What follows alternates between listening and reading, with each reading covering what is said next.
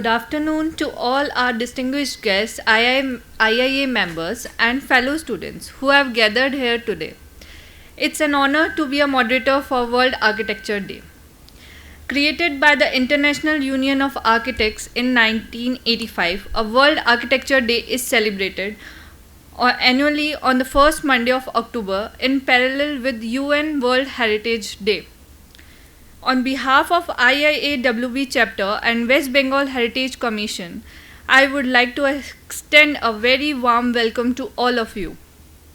We appreciate you taking off your busy schedule to join us today. Your presence makes this event even more special, and we are grateful to have each and every one of you here.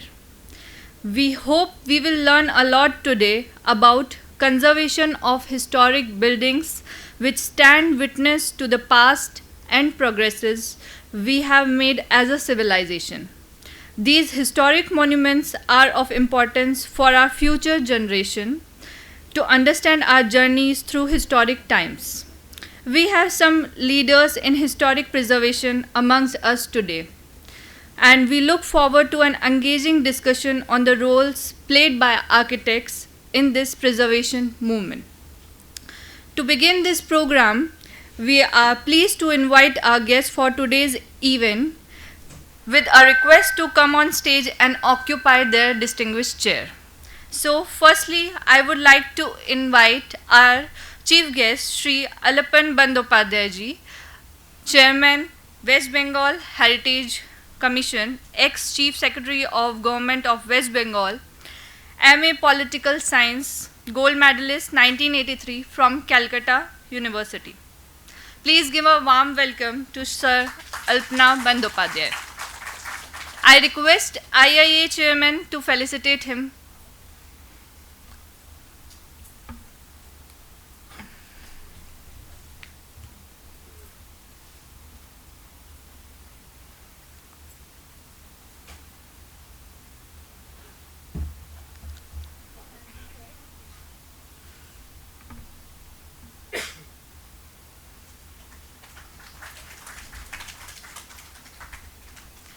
Now we welcome our next guest, Amlan Jyoti Shah, WBCS ex-secretary, WBHC. Please give warm welcomes to Amlan Jyoti Shah.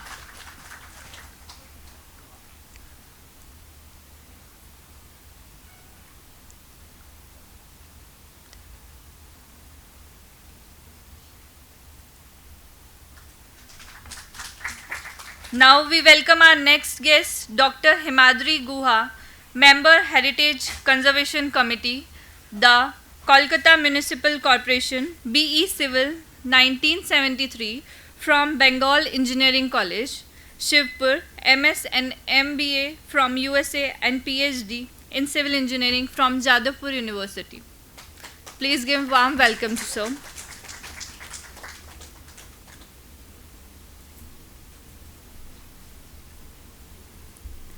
Now our next guest, Srimati Kalyani Roy. She is a co-author of our book. Please.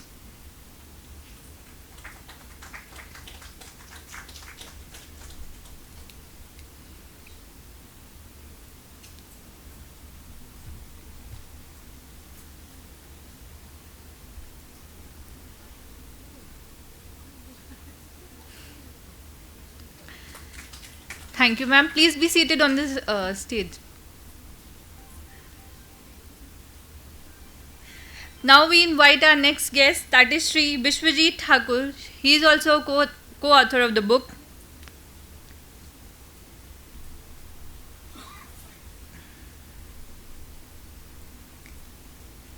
Please give warm welcome to Sri Biswajit Thakur, sir.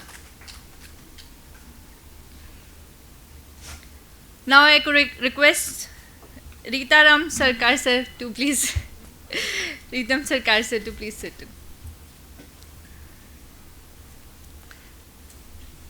So, few words.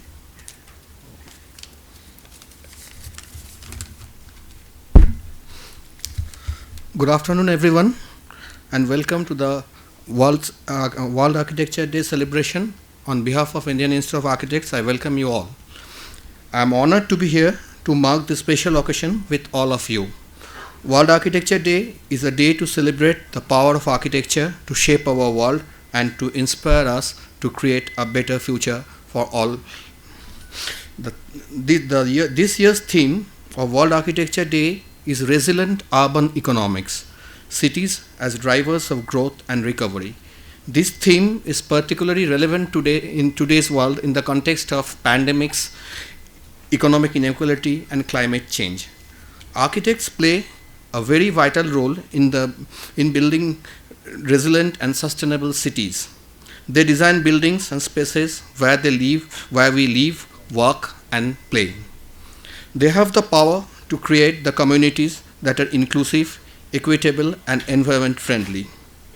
On this World Architecture Day, I want to thank all architects who are working relentlessly to create a better world for all of us. I also want to encourage everyone to learn more about architecture and to get involved in the proceedings to shape a beautiful world for all of the human race. Architecture is a powerful tool to document historical events and the passage of time. Architectural marvels from the past continue to fascinate us after they have been around for hundreds of years, standing as witness of past events. It may be bad, good, or ugly. We need to take special care of these architectural marvels through careful steps that preserve this past for the future generation. And for this, for today's program, we have selected the compulsory the topic as compulsory engagement of conservation architect in restoration process. And we are grateful to the West Bengal Heritage Commission who have given us time, and to the chairman of West Bengal Heritage Commission, to the secretary, and all other distinguished guests who have come here to participate in the discussion on this event. On this World Architecture Day, I encourage you to think about the role that architecture plays in our life and our community, and above all, we should consider how architects can help us to build a better future for all. And thank you everyone, thank you everybody who came here to join us in this fruitful discussion. Thank you. Thank you so much, sir, for your enlightening words. Never stop learning because life never stops teaching. Now, I would like to call upon our next dignitary to honor us with his presence, Sri Alapan Bandopadhyay, Chairman, West Bengal Heritage Commission, to share some words. So now we would like to proceed with the further book launch ceremony titled Built Heritage of Kolkata. And on this occasion, I would like to call in front the author, Dr Himadri Guha, sir, Srimati Kalyani Roy, Sri Vishwanath Thakur, and Pronoy Roy Chowdhury, who is not here, and also Alapan Bandopadhyay, sir, to please open the book in front of the august gathering. Yes, sir. Oh, okay. Alapan Bandopadhyay.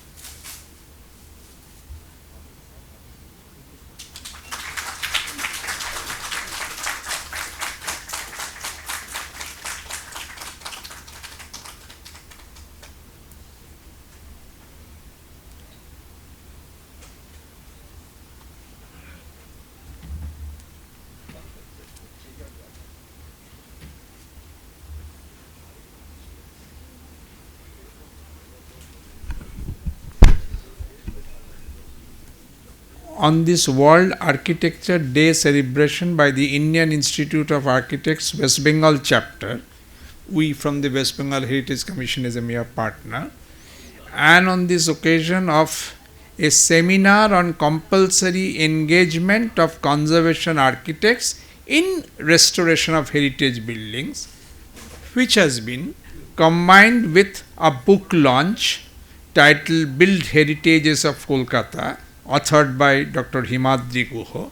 I welcome you all from the West Bengal Heritage Commission side, since we are a partner in this event, all the distinguished architects, and I see very many distinguished architects led by Sri Dulal Mukherjee, who should be the senior most. Apni ki senior most? Motamoti senior most architect. And of course, distinguished members of Heritage Commission led by Sri Partha Ranjan Das and others. I see very many distinguished faces, and I hope I am not missing too many. How many names can I really mention? So I welcome you all. The book launch first and the seminar thereafter. That was the scheme of the program today. So whatever I am speaking will be twofold. First on the book, second on the seminar.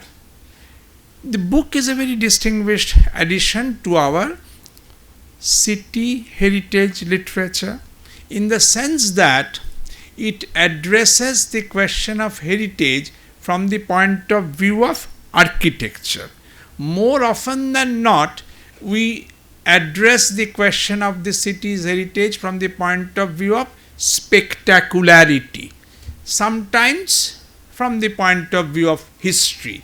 INTAC itself, Mr. G.M. Kapoor is here. INTAC itself, for instance, has published at least two major books on cities' heritage. One was the spectacular, remembrance-worthy buildings. The other one was those buildings associated with the great men and women of history. So it can be either a spectacularity-driven project or it can be a history-driven project. I personally have not come across too many books on heritage architecture point of view, in the sense that the fine technicality and craftsmanship of the science of architecture as interwoven in the heritage question do not get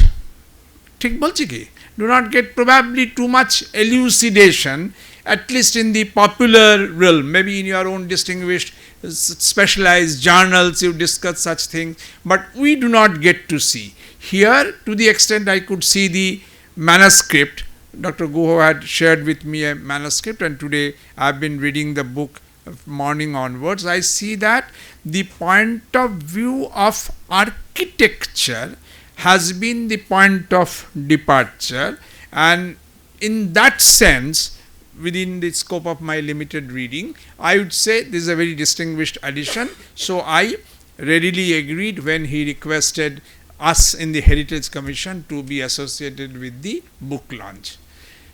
Secondly, on the question of compulsory engagement of conservation architects, I requested the author, Dr. Guha, to request in turn IIA to see whether they could combine a seminar on this subject with the book launch, because book launch is a good occasion, but some more meaning could be added to or adduced to that occasion if we combine some more meaningful discussion.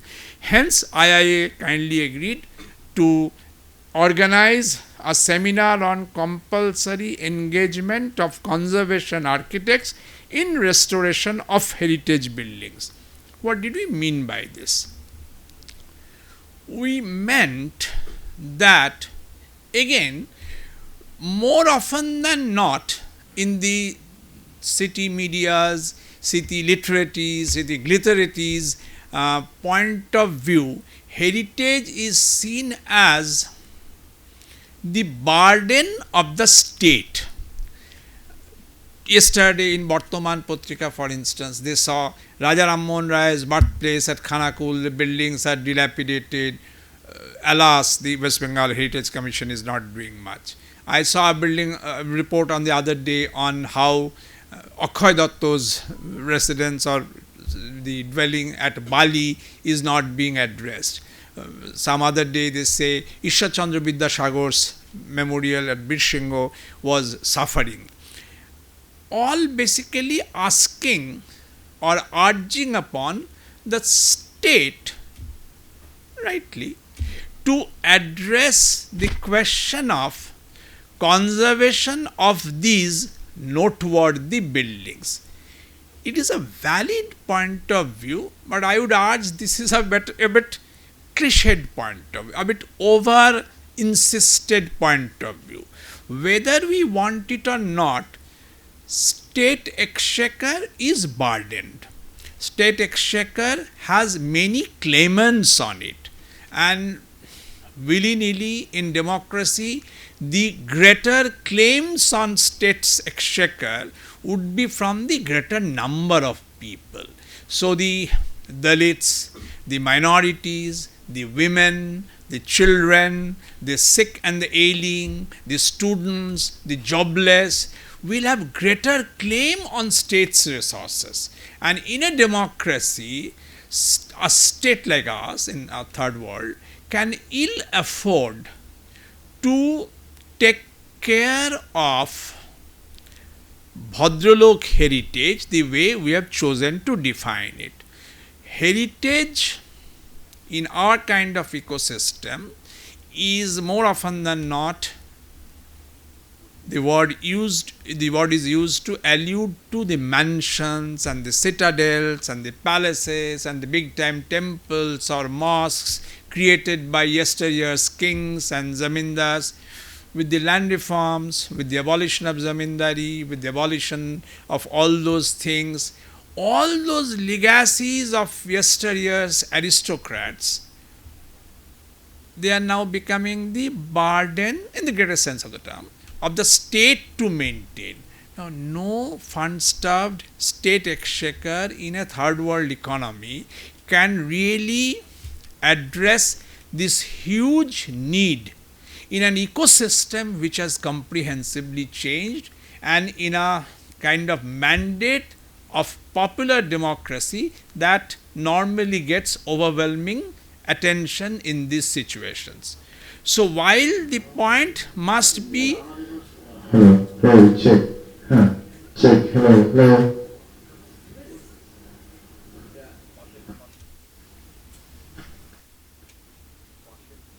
না ওপরে কেন ওটা ওই একটা আওয়াজ আসছিল So while the point that the state must respect heritage, the state must conserve heritage, the state and the civil society should work together for heritage, this should be said, this should be urged, repeated ad infinitum. Other points of view should also be simultaneously addressed, because howsoever much we may want, state will be able to give limited resources only. Civil society, the other stakeholders of the heritage question, must throw up other issues which can be solved or which can be evolved with more ease. Two such points are, one, on the fund issue, tagging of CSR funds with heritage. These days, CSR is actually used, earlier it was not allowed to be used, for heritage conservation. So I have requested Chambers of Commerce to kindly explore this issue. How CSRs of corporate enterprises can be tagged for conservation of heritage so that only states' exchequer is not burdened, it becomes our common community enterprise also. On that, I am trying for evolving a different kind of dialogue with a different kind of stakeholder like Chambers of Commerce, etc.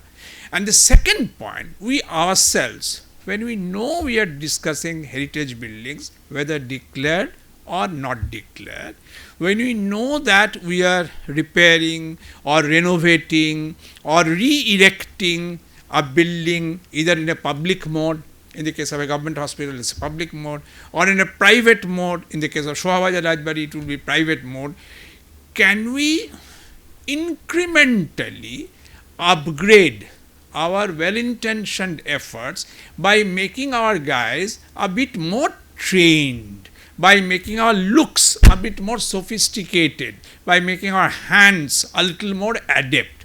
By tagging, I thought, by tagging compulsorily conservation architects in such works, probably even when funds are available and works are becoming slipshod, probably our quality of work could improve. Like in the case of one Uttarpara State General Hospital, the allegation was against State Public Works Department that they are not adequately appreciating the heritage nature of the building. Now, even while the misunderstanding was temporary and it could be addressed, the question is, are we in PWD, Public Works Department, adequately sensitive about conservation architecture point of view when we engage our engineers or architects? Maybe because nobody has told us, we have not engaged a conservation architect. Maybe if we knew that when we are handling a heritage building, we should engage a conservation architect really, then probably a community awareness could temper our speed and rhythm of activities. The other day there was another controversy involving a school in Asansol, St. Patrick's School, good school, century old, good time, old time buildings and all that. They were doing something about which there was a little argument and agitation. If they engage a conservation architect, which probably they later did, probably the questions or the controversies could be avoided. If I engage a doctor for a patient, like I'm sure nobody will accuse me of not being attentive to the ailment. By engaging a doctor, I have at least done my duty. By engaging a specialist doctor, if he is having an eye problem, have I engaged an eye doctor for the patient who is suffering from an eye ailment? I have done my minimal duty. Similarly, if I know that I am discussing a heritage building, could I not engage a conservation architect and be sure that at least a trained guy is overlooking? I am told in Kolkata Municipal Corporation this is the practice. Devashish, correct me if I am wrong. Apparently you do have a panel of conservation architects and you probably compulsorily advise the owner or the stakeholder of a declared heritage building that you engage a conservation architect. Additionally, they can also arrange for a conservation architect to be attached with them. Probably not declared, non-declared heritage properties, there is no such norm. But when there is a building which you all know has exquisite historical or architectural significance, could KMC possibly render an advisory? That is the scope of the seminar of today, I argue.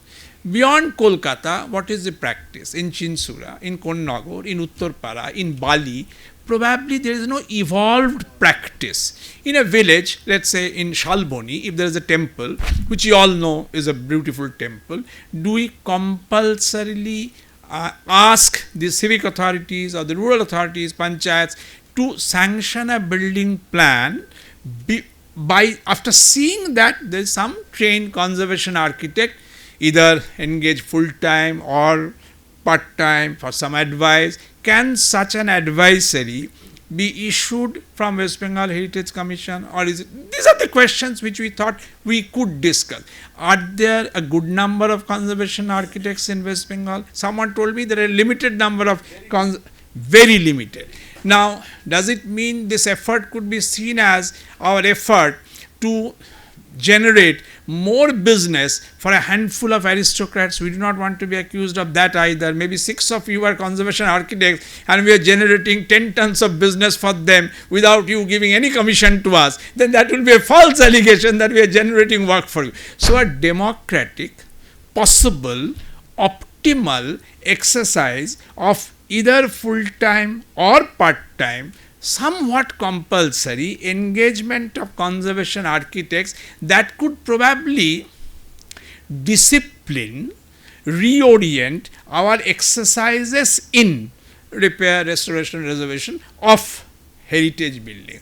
It is with this background that I requested Partha Ranjan Das and others to see whether a brainstorming, a workshop could be generated, and in case possible, if Indian Institute of Architects could evolve a set of recommendations, 1, 2, 3 plausible recommendations. This can be done, this can be thought of, this is not desirable. Then because you have an institutional character, institutional integrity, your recommendation from the Indian Institute of Architects will be very welcome in bodies like West Bengal Heritage Commission to maybe explore whether an advisory, if not an order, could be issued urging all concerned that you better try to, whatever language we might use, engage conservation architects to the extent possible or compulsorily, mandatorily, whenever you are addressing a major heritage building.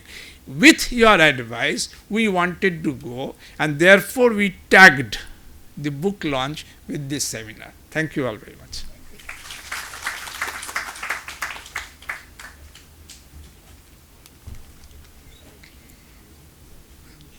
Thank you so much, sir, for your sharing your expertise on the subject. Thank you very much, and I'm really sorry for pronouncing your name incorrectly. I'm really sorry. Now I call Himadri Guha, sir. Please, sir.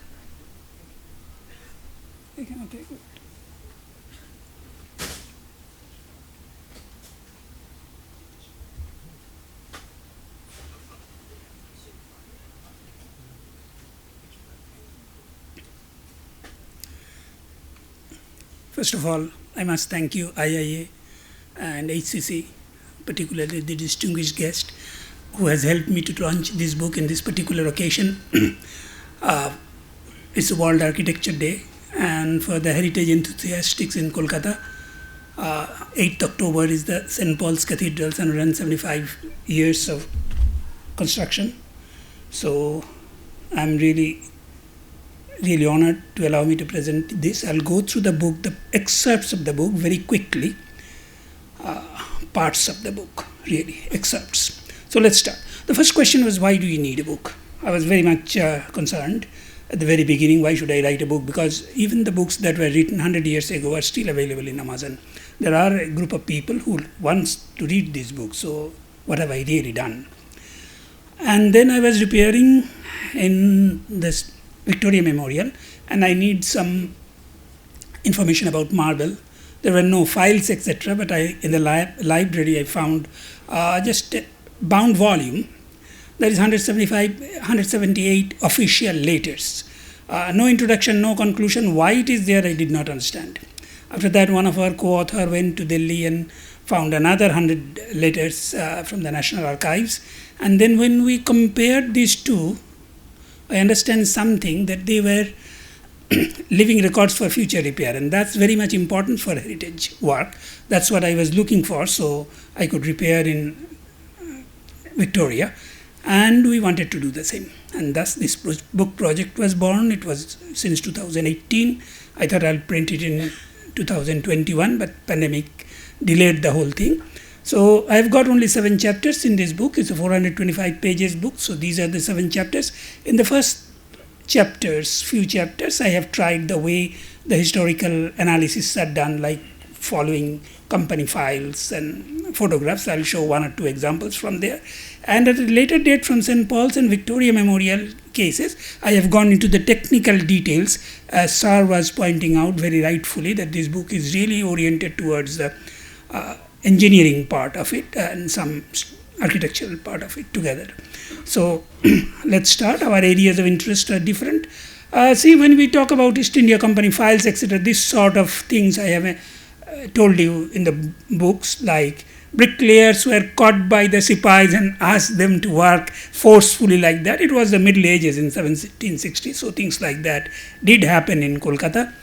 Then from old books and photographs, we have found situation like, if you see on the right side top, there is a 1787 oil painting in the Victoria Memorial Hall, and on the 1860, this part, you see the same building came as this one here.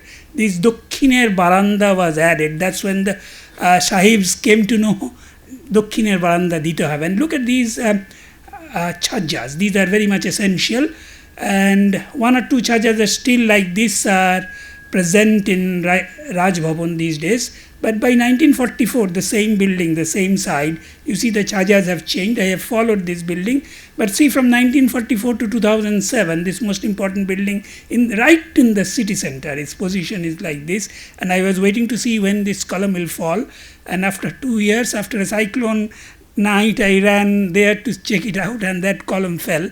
Luckily, no one was injured. And by 2009, this was the situation. And, this is the situation as of now. So this building, you can see from 1787, it's happening like that without much of a care from the heritage part.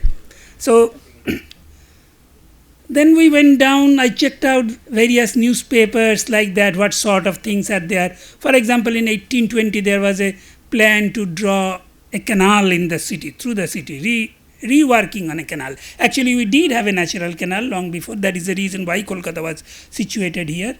And when I see, the center line of Ganga did not change. The Hooghly is there.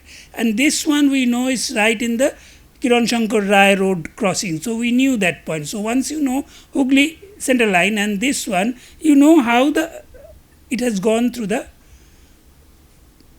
present day. So this is the map. This is what we have plotted. And it does have some good thing, Then this particular creek was also actually, it did come to the end of it. What happened? There was a big cyclone, people died, and those country boats, they fell down, they were sunk there in the river. They could not make it further navigable. And so the Talis Nala was born. Now, one good part of the whole thing, what happened recently, there was an accident, metro accident in Bowbazar, and Jadavpur University asked me to take care of it for the corporation. And when I went there, this is the particular place where you can see my mouse. This is where the accident took place. And when I took it back to the map, I found wherever the Shialdah started, that area is right there. So that was the critical area. They had the soil characteristic changed completely, because that is the place in Shialdah. This is what the Shialdah is. Actually, it's a large lake body. And when I took that up, when I plotted in the accident site, this is exactly the center point where the accident took place. So these are the kind of thing I dealt in the book, is mostly a technical part of things. And then I had handled old maps like this one. If you see carefully, this is a new Howrah Bridge and old Howrah Bridge juxtaposed, and you can see the old Howrah Bridge location was much better from town planning point of view, right from telephone, in front of the telephone bhavan. If you go along the Hare Street, you will find this one. You don't need to get into a busy marketplace. So these are the kinds of things I dealt here. But then we came into the St. Paul's part. This manuscript was there. This is a handwritten manuscript. It was there. Everyone knows about it in the church. But we went through the piece by piece information of it for restoring this church. I am still restoring this church. And this particular book became very much important. So I reported that here. This is what a normal European church looks like that, you see. This is what a church is. These are the main walls, supported by both sides, so the wall can go up. In case of St. Paul's, the red line is like that. If I draw a free body diagram, it looks like this. So it is an open one. It has no horizontal restraint from any place. So actually, structurally speaking, the walls are like that. In case of a seismic seismic effect, the walls are like that, and one of these days it will fall down. No one can stop it. And I actually found out from the book exactly what happened. Bishop wanted to reduce the cost. He didn't have money. So the engineer, he said 1/3 of the ordinary ones. Material shall be 1/3 of the ordinary ones. That means the cost shall be 1/3 of the ordinary ones. But it has no lateral pressures. It cannot take any lateral pressure. So that became this is the situation. It's a serious situation actually. Not daily affair, but in case of a seismic condition. This church, in 1897 there was a seismic effect, something happened to this church. In 1934 there was a seismic effect, something else has happened to this church, and so we are waiting for the future of it. So I just wanted to tell people that we should be concerned about these things. And then this kind of manuscript analysis has taken away to other kinds of things like this one. You see, this is the altar of the church. Originally it was a timber altar. Then people forgot and built a heavy altar on top of it. But actually, no one remembered, although it was in the book, that underneath it is only a vacant space. So when we went there, we found a 3 inches dip in the slab, and then we go into the old book and find out the script. We discovered the script in the sense, I must say, we rediscovered the script. And then after that, you see, this slab is falling down, and then we repaired it. Now it has been protected. So this kind of analysis we have tried in the book. Most of the documents for Victoria is in England. So, but they have it properly placed. If you go through their archives, you can find it. So one of that I'm trying to show you here.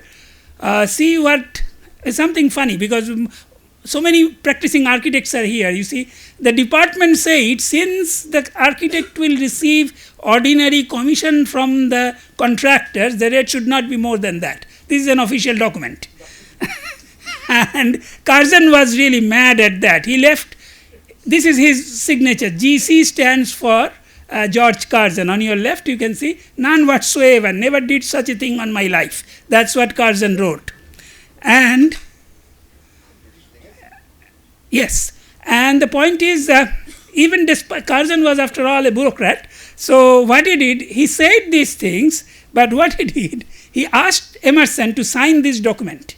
You see, Emerson is signing on his own that no such illicit commissions are taken from contractors or tradesmen, from suppliers, by Emerson. He signed this, he has to sign this document. But whether Emerson was absolved from all doubts is another story. That you have to read the book. Now, archival works give us some different kind of information. See, you have all seen this from the very childhood, but after this story, you will rethink about what you know about Victoria. This is the Victoria. 8 cranes were there. There is no such building in Kolkata even now. There are 8 cranes working on the same building. You see the picture? Now, I'll talk about Pori, the Kalo Pori. It revolves, but it is not a weather vane. So why it is so? They have put it in so high up, we do not know. We cannot even see this. So the first point, it revolves, but is not a weather vane. The second point, I'll talk about some part of the art. Look at the bare breast. One breast is open, the other one is covered. In art history, it's called virgolactans, virgins nursing. It means, on your left you have seen the photos, it means giving lifelines. It also means teaching you about the important things in life. And then this particular one on your left, this is in US Supreme Court. This is the spirit of justice, this particular one. So you see, this is the spirit of justice. And then the final point is, look at the lady. She has laurels on top. That is actually in Olympic, when you won, they gave you these laurels, and they have the trumpet. She is saying in a loud voice, and she is standing on a globe. So we were under the British. So on top of the Victoria Memorial, this statue of victory has nothing to do with Victoria. It is a statement of the English that this is what we are giving you. We are teaching you, we are giving you lessons, and we are giving you justice. So these are the 2 points. Now I am comparing it with another Victoria somewhere else in the world. That this is in, actually the first one was in Montreal and the second one is in Vancouver. This is the Canadian one. I'm showing you the comparisons. See, what is happening, I'm out, sorry, you have to give me a time. Everything is out, I'm sorry. Give me a moment. Let us compare these two. See the laurels in her hand, in the Canadian one, you see this finger, this is held in a graceful manner, not with force. But look at our podi. She held it with real force. Look at the foot. The foot is, it's an upturned toe. In European human body, the lady's toe should be little upturned. Even if you see Durgas, Ma Durgas from established Kumars, you will find these upturned toes. But this lady, our ladies, these are called peasant's toes, knuckled fingers, and everything on the pressed on the world itself. And look at the hands. This is the so-called pela of Hath, and look at the humerus muscle here. Our lady has a forceful muscle. So our lady is in a fighting mode, and this one, she is carrying the dead who gave life in World War I. That's why this one was built. So the purpose was different by the English at the same time in 1920s. But you will see the finer differences here. And if this is not enough, look at this line. Ash wrote, Ash is the superintendent engineer of the Victoria. I'm sorry, I'm messing up with the presentation.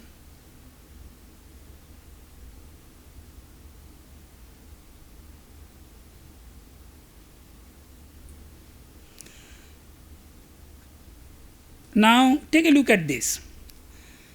Our victory was built from metal from war trophies. It only happens when you want to say you have won the war. So this particular metal is not an ordinary metal. It is from the war trophies. This is in the document itself. So this victory is actually a statement that we have won, we own the Indian Empire. That is what Curzon actually said. And Victoria is full of such symbols. You know, in Victoria Memorial, there are so many such symbols. Going to other parts, now I will move into the physical and environmental survey, the engineering part of it. There are some interesting things that today's engineers and architects are not actually told in class. As a teacher, I know very well about the syllabus. So let me show you just one small thing. You see Victoria and the church right here in the center. And we took the alignment. We are talking about the x-axis of the church. We put in a standard software, the green building designers do. They called it Ecotect. On your right, you can see that. On 23rd September, the sun should be on the axis so that throughout the year, it can light up on both sides of the wall. That is the concept. So we started with this, and then we went to a planetarium software to exactly match when it will match. And that date is 8th October 1839. So in the planetarium software, it says that this will match only on this date, but it should be on 23rd September. So why we were delayed? I went to that book again, Pratt's Daily Diary, we say it. And if you see, try to read the last line. It says, the first one, it says the rain has been so copious. And then he said, the 22nd September as proposed was not, Tuesday, October 8 was suggested as the good day. So 8th October 1839 was the day when it was built. It was ended in 1848. So this 8th October, it will be on 175 years. And there are other symbols also. You see, they are in the same line. This particular map is in a perspective, so they are not matching properly, but in a plan it will. They are on the same line. Now the question became, if the church is set on a different date, on 8th of October, because that's the sunrise they have laid their center line, then why did not Victoria change it, but they put it at the same line? By that time, surveying was even more improved. They could have easily done that, but they did not do that. And that gave me a doubt what they are trying to say. And then we found it out. If you draw a right angle triangle from there, and that top will hit with the governor's house. So if you know about European architecture, you will know in places like Venice, they always create this right angle triangle. They have some religious ideas for these right angle triangles. And this is the place where the church, Victoria representing the crown, and the Raj Bhavan is actually the parliament. The trinity of the British system is embossed on Calcutta in these symbols. This is something, again, we do not teach them to the classes these days, but this thing happens. These are natural ventilation. What is happening, you know, the right one in the chimney, here is more hot. After that, these two slabs are there, so this is little cooler, and down there it is still cooler. They are taking heat from the light through these windows. So when you have a progressively hotter column of air, the natural ventilation will take place. I have measured it. We have academic approach to it. We have done the CFD analysis and that sort of thing. And this is, you know, in L3 part, that is in between two of these slabs. It is right here. They have made it bigger. If you recall your old engineering, it's the Bernoulli's theorem. If you recall, if you increase the volume, then it is good for your ventilation. A different approach was made in St. Paul's. It has been stated in other documents. What they did here, again, is very interesting. This is the metal roof. It is getting hotter. And what is happening? This is inside the tunnels. Shurongo Bhotti Tolai. We went through it, and this is from outside you will see this. In these tunnels, air gets cooled and then comes out on the floor, right here. These grills are on the floor. And then when it goes out, up there, these are the slits that you see. This is the funnels through which the air goes out. So it is being heated, air gets in, that air gets out, so it is being cooled. So this is some kind of extensive ventilation. They have processes are there that usually the normal people in Kolkata, even Kolkata lovers, are not aware of these technical matters. One thing we have noted, this is Emerson, this is Ash, this person designed Victoria. He was the engineer, well, architect actually, architect on site. And this man, no one will talk about that. He is R.N. Mukherjee. The record does not say that. The official record does not say that. Even in England, I checked it time and again. But Mr. Mohindra of Mohindra and Mohindra, he was working there at the age of 20 at that time. He wrote a book in 1962, the time when he died. And he said exactly what happened. He's our alumni actually.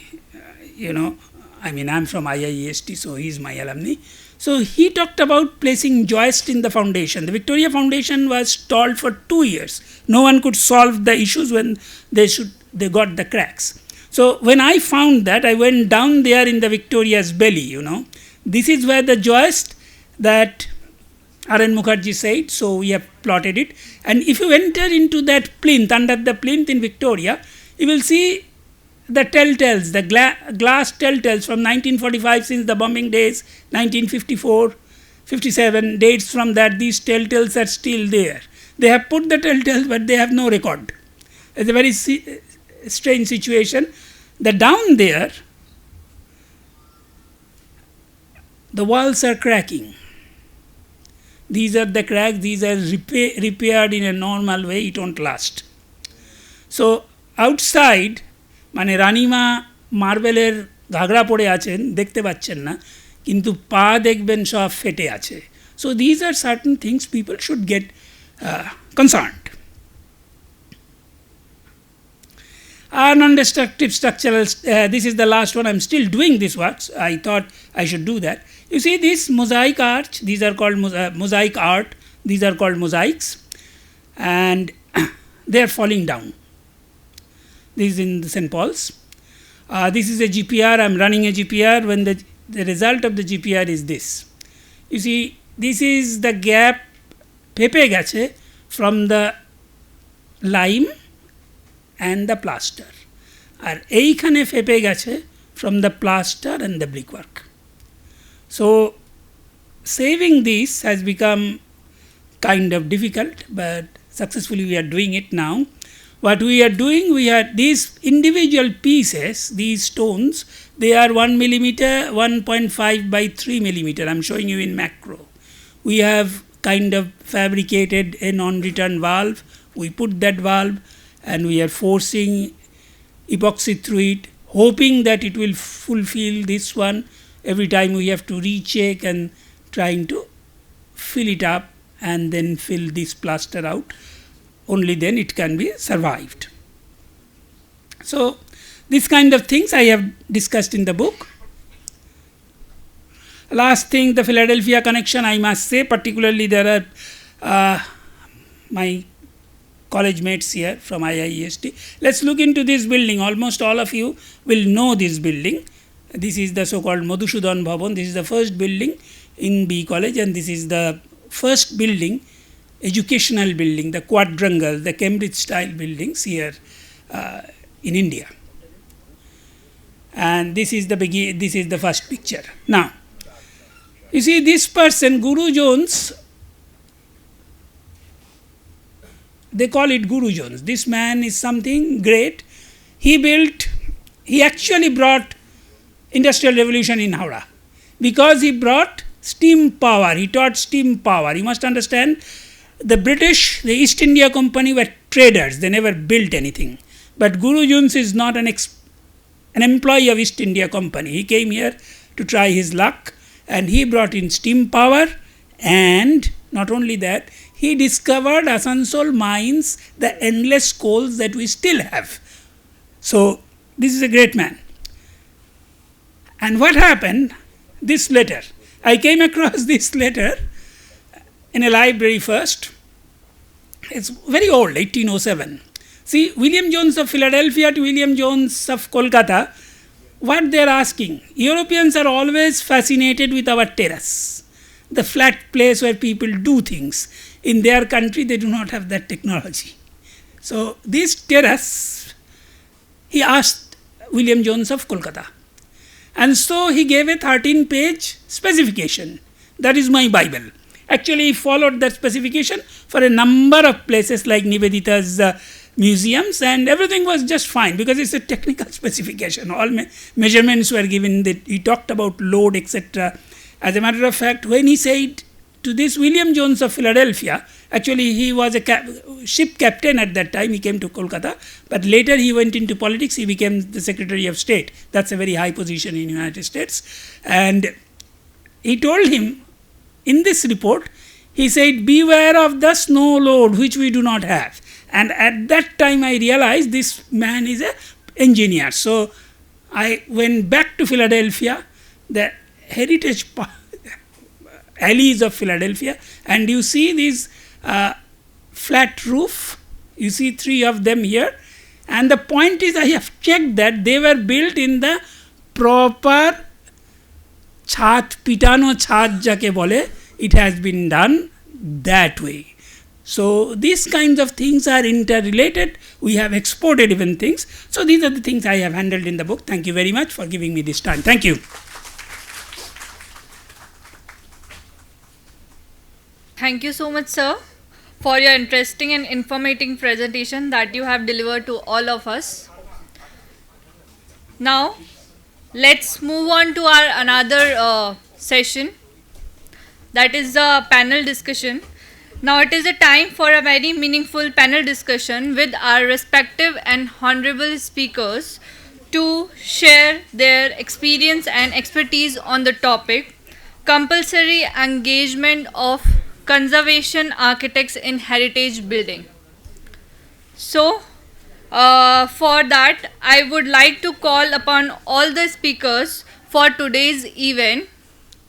For that, firstly, I would like to call upon Dr Sanghamitra Basu, Member Advisory Committee, Architecture Heritage Division at INTAC, New Delhi, Member Heritage Conservation Committee, the Kolkata Municipal Corporation, Professor retired of Department of Architecture and Regional Planning, IIT Kharagpur, B.Arch 1976 from Jadavpur University, Masters of Urban and Regional Planning 1979 from SPA Delhi.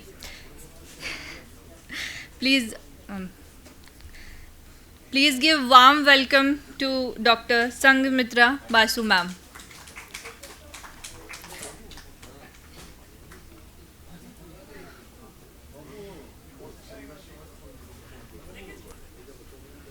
Now I would request Ritam sir to felicitate her.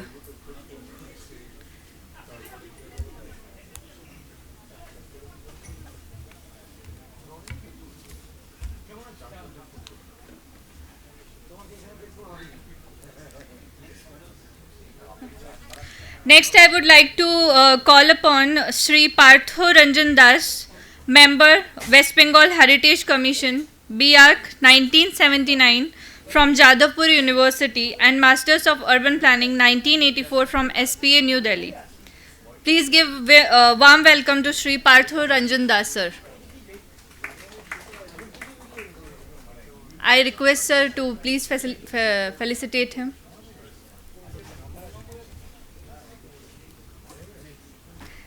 Next, I would like to call upon Professor Souvanic Roy, Professor of Architecture and Planning, IIEST Shivpur, B.Arch 1985 from Bengal Engineering College, Shivpur, Masters in Urban Regional Planning from SPA New Delhi, PG Diploma in Housing and Urban Development. Thank you. Now, our next guest, Sri Ashish Acharjee, practicing conservation architect and paneled both under the Kolkata Municipal Corporation and West Bengal Heritage Commission, B.Arch 1988 from IIT Kharagpur. Please give warm welcome to Sri Ashish Acharjee. Now our next guest, Sri Manish Chakraborti, Member of Council in Council of Architecture from Government of West Bengal, Director School of Architecture and Planning, Sister Nivedita University, New Town, B.Arch 1991 from Jadavpur University and Masters in City Planning 1992 from IIT Kharagpur. Now our last guest, Srimati Kamalika Bose, Bachelor's in Interior Designing 2005 from CEPT University, Ahmedabad and Masters in Historical Preservation Planning 2013 from Cornell University, USA. Please give warm welcomes to Srimati Kamalika Bose.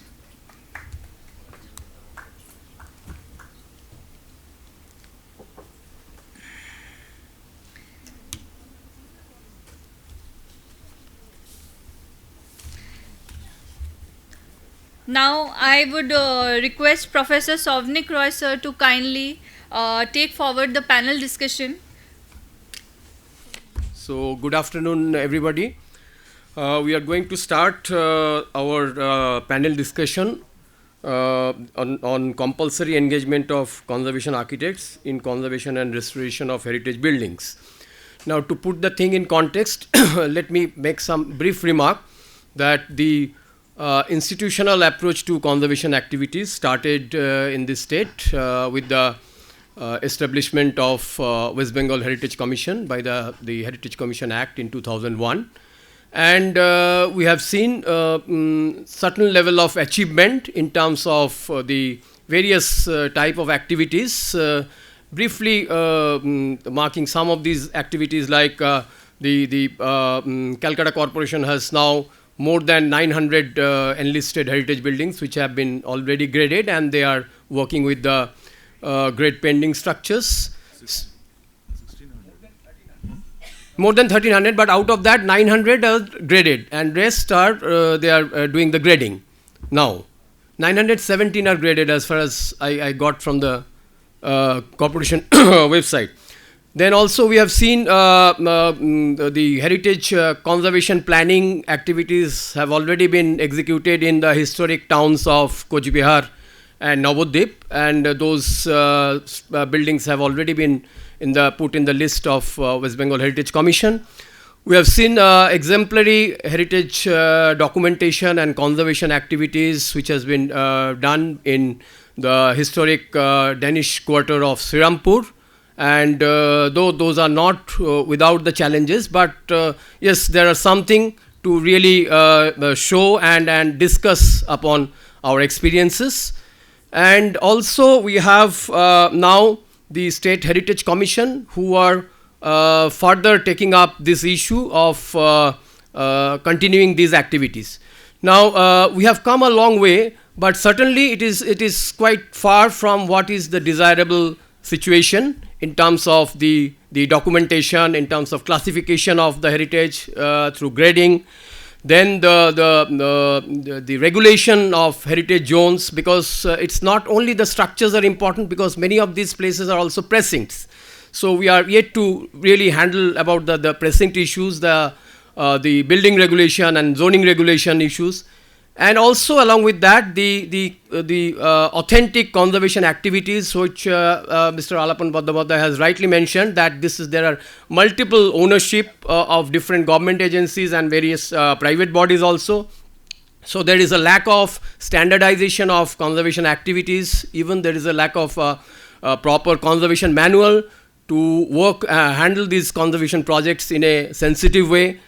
So all these are really challenging issues, and so we are this is the right juncture to initiate the discussion of conservation, the engagement of conservation architects to be involved in the conservation and restoration of heritage buildings.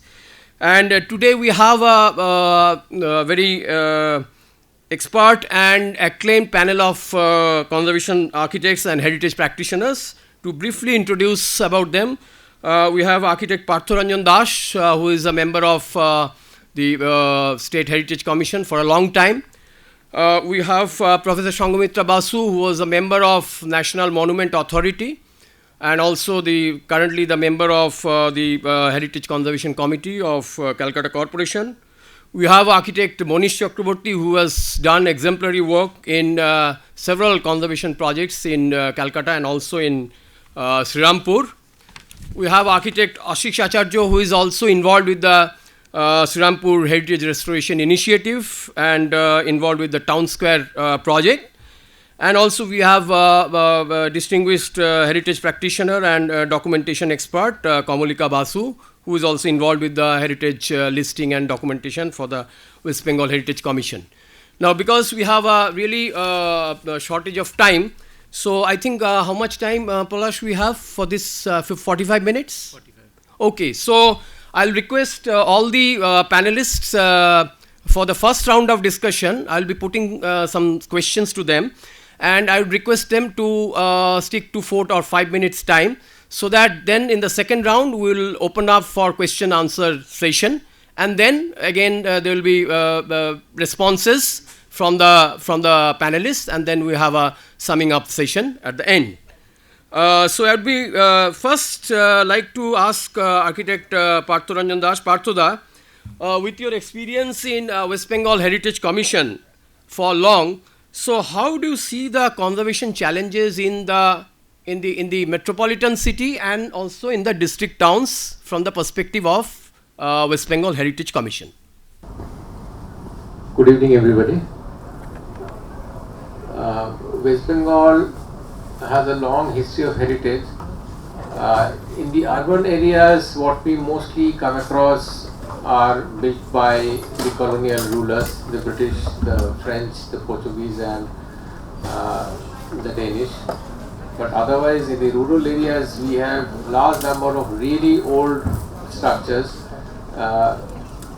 which are very difficult to identify, list and conserve. So therefore, I clearly see a role of the district administration, and West Bengal Heritage Commission has to set up a system of working together with the district administration. Otherwise, it is not possible for us to come across a system or a plan where we can engage conservation architects in all these things.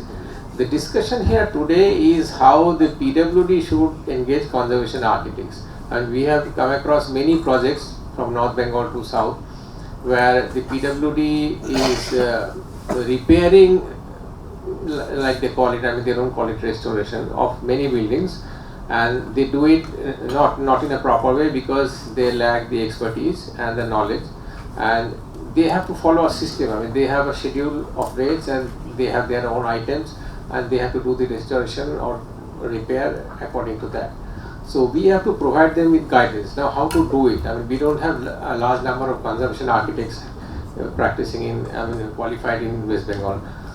In West Bengal Heritage Commission we have a system of conducting workshops and training people who are really interested in the subject, but they are not qualified heritage architects.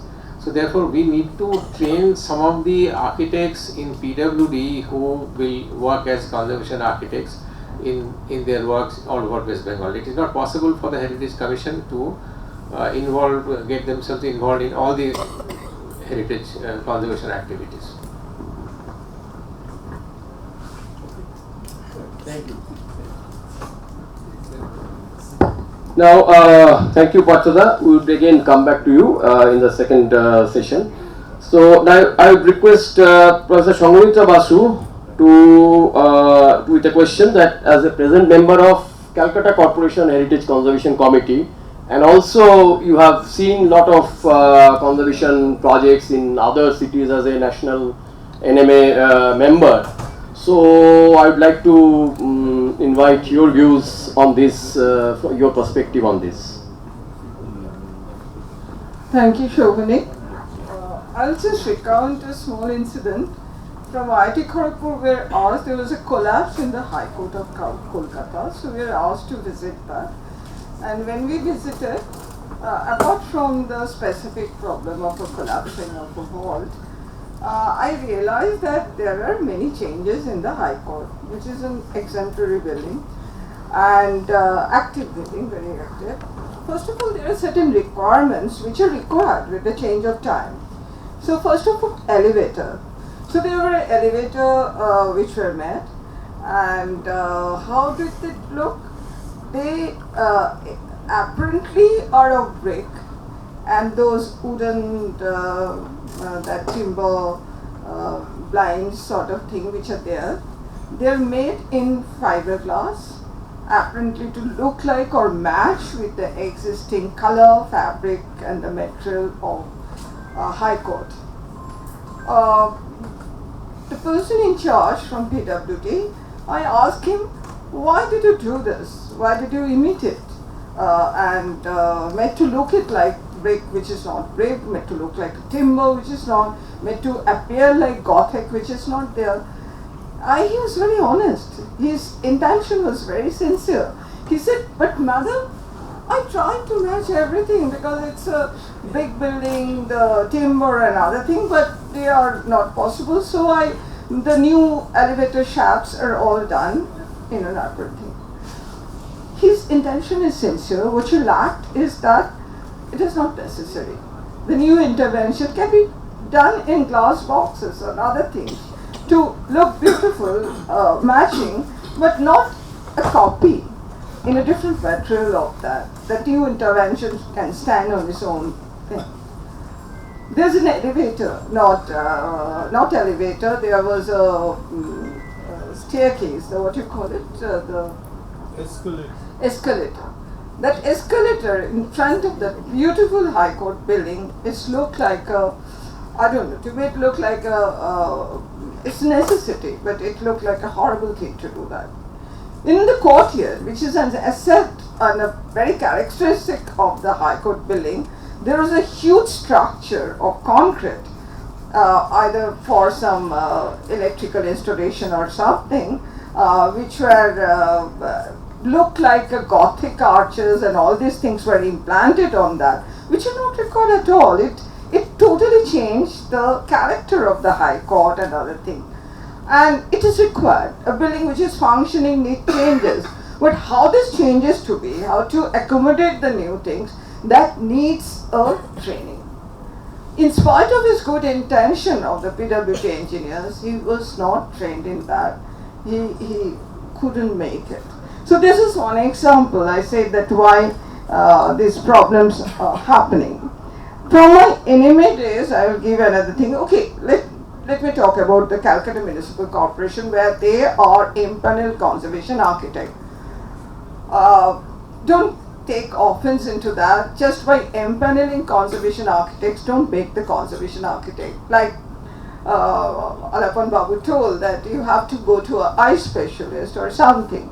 These are old buildings or old regions or things which have to function. So you need a geriatric surgeon, geriatric specialization to take care of the building, to understand their health. I'm saying the health. It's not just question of putting cement in instead of lime, because it affects the health of the building. It affects the character of that.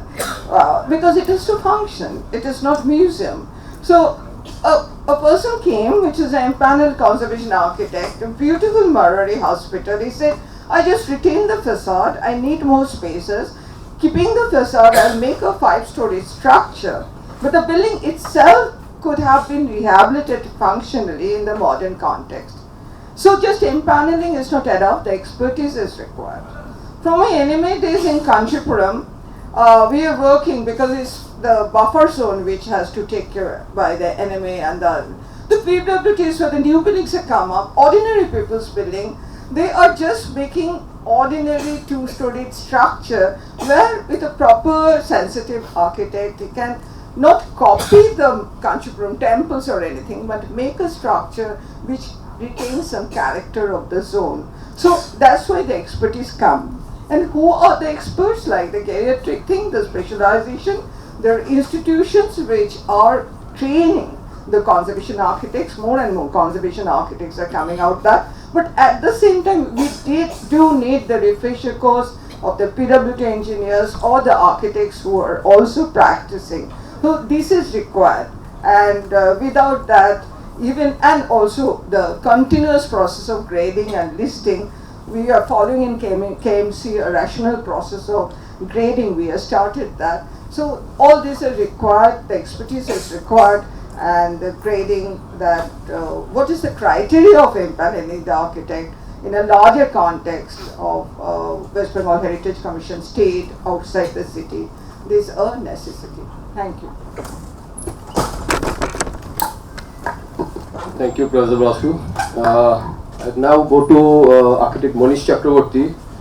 Manish, as a practicing conservation architect, what do you think are the major weaknesses of conservation projects, particularly in iconic government buildings? If you can suggest some examples. West Bengal Heritage Commission, Chapter 1 states that it extends to the whole of West Bengal, its remit of operation. In the Chapter 2, it talks about establishment of the Commission and all departments of other than the Information and Cultural Affairs, Department of Environment, Department of Urban Development are all represented adequately in the Commission. And it has also got 11 members from various areas of specialization, related areas. What is interesting is that it has got the powers and functions which are primarily advisory, but it's an interesting commission are always advisory, recommendatory, but since the committee comprises of the heads or nominated heads of these departments, it has almost advisory becomes kind of a rule of the law, de facto. I mean, maybe it can be contested, but it's an advisory. So I think one of the straitjacket thing, coming to the point here, is engagement of conservation architects is for projects which are not handled as very well articulated by Alapanda in his inaugural speech, is is that a good advisory with a, an extra of guidelines will be, I think, very beneficial. We have to admit that the Commission has been, since 2001, has done many amendments, 2006, 5, 7, the latest is 17, I think. Partha, who has been a member, today said very rightly that we have to get in touch with the local administration. I think that is not happened over the years since 2001. I think it is linked to the compulsory. Now when you say compulsory, you should have adequate number of people. Now how do you create a band of people? So the element of training, which Alapan also mentioned, has to be integrated. And I'm happy to state that we are about to start a conservation course in our sister Nivedita University at the master's level. And we are also parallelly thinking, before we launch that course, to have a series of short courses at various levels. Because I am of the firm belief, having worked with government organizations, including PWD, that there are some fantastic people of understanding within PWD. The issue is, I think during pre-independence time, it was the CPWD which was the implementing arm of the Archaeological Survey of India. And that was the modus operandi across the nation. For some reason or the other, I think PWD can reorient and understand. PWD knows very well that who are the people in the north and the south and the east and the west are good in their work. I mean, there are all kinds of people in any organizations, PWD no exceptions, even in private sectors. So I think that can be easily understood and undertaken. If you look at how many projects which are listed by the West Bengal Heritage Commission, addressed by the PWD, and who are the officers, it's not very difficult to identify them. And maybe create a heritage cell within the PWD. Because there is an official notification from the West Bengal Heritage Commission at one point of time, that henceforth, I think about 7-8 years ago, that all projects of the West Bengal Heritage Commission, at one point of time, West Bengal Heritage Commission is to do projects, quote unquote, building projects. I don't think they do as much as they used to do 10 years ago. These projects were to be implemented by the PWD in the absence of people within the West Bengal Heritage Commission. So therefore, I think one way of introducing a kind of a dictum of compulsory, the word compulsory has an element of dictum, a dictation. I think instead of that, I think if it is a kind of a issue which falls very well within the realm of functions and powers of the Commission, is to send letters which are not cursory and courtesy only, letters which is also backed by guidelines which can be easily worked out by some of us who are here, and with the greater participation of others as well, to issue it in such a way that it almost amounts to being mandatory. And that can serve a very important part. I'll give you, should I, just 1 minute. I'll give you an example. When PWD announces, or any other government organization announces for a heritage building, they fail to understand or write in their typical document, which is a legacy of Britain continues, which you have to fill up and sign everywhere, the tender document. Even for hiring consultants, you need to sign a tender document. Even to buy bricks, you have to sign a tender document. So that has been a continuation. in that scheme of things, if it is a heritage building that the PWD is addressing, then they look for conservation architects in the city. Apni hoyan na, you be our consultant. And the scope of work and other things. So because they have to bid only when they have a conservation architect, perhaps that is written there somewhere. So this will be eliminated. If with such an instruction to going to these various organizations, primarily PWD, primarily PHE to an extent, they have got some lovely buildings. So a guideline, a recommendation with a beautifully drafted letter from the chairman of the Heritage Commission will almost make this mandatory without stating the word mandatory to all the organizations which we are talking about, and there are enough amount of people, as I said before, and that will be a very, very positive steps towards going forward. Thank you, Manish. I would now go to Ashish, and if Ashish can share his thoughts about his experience of work in Srirampur and the kind of challenges he's facing in a small town which is closer to Calcutta and which has many layers of heritage, the colonial, indigenous, and post-independent also. Thank you, Souvanic Da. Well, you see, Srirampur, the case of Srirampur is very unique. For heritage restoration work to happen, you not only need political will, because heritage is almost like a welfare issue, though heritage buildings are owned privately as well as by the government. Srirampur's case is unique because here you had a foreign power who delegated their cultural wing through one of their cultural institutes to come and retrieve or resurrect their shared heritage with India that happened to be on the bank of the river Ganges in Srirampur. They came and engaged and forged relationships with local bodies, local experts, institutions, individuals who had track records of working in the heritage segment, and thereby collectively they created an entity which was called the Srirampur Initiative. I am saying all this because a little bit of background is required to sort of take my comment to the next stage.